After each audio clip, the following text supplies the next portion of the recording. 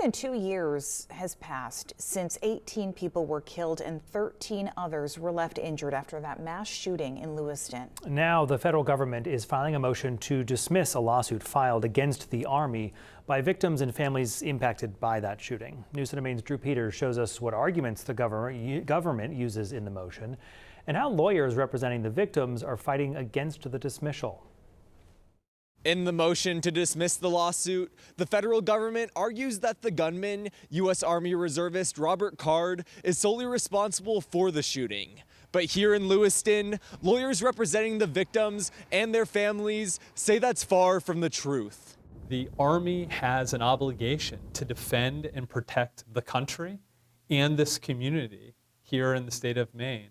And they failed at every opportunity. In the lawsuit filed on behalf of more than 100 victims and family members, attorneys allege that the U.S. Army failed to report or take action when the shooter, Army reservist Robert Card, made several violent threats and was deemed unfit for service after being diagnosed with psychosis and homicidal ideation by Army contracted doctors. He stated and told a fellow reserve member that he was going to snap and commit a mass shooting.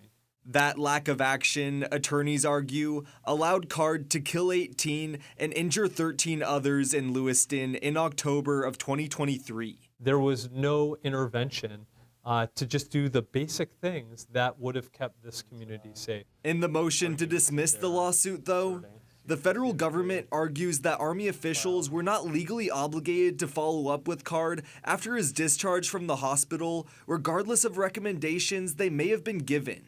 Writing in the motion, recommendations cannot be in order for the commanding officer, or any other person for that matter, to follow in monitoring and engaging with Card following his discharge. They're saying what was in our discretion to ignore all that and not do what we were supposed to do.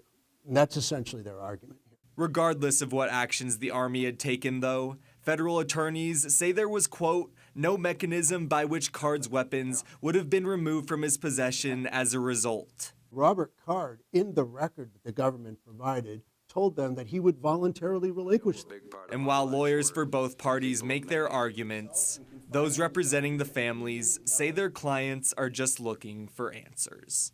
Hold those responsible accountable for what happened here so that this isn't repeated. The lawyers representing victims and their families say they'll be filing a motion to oppose the dismissal of the lawsuit. In Lewiston, Drew Peters, News Center, Maine. The federal government will have a chance to respond to the attorney's motion to oppose the dismissal. Both parties will then have the chance to move forward with oral arguments in court.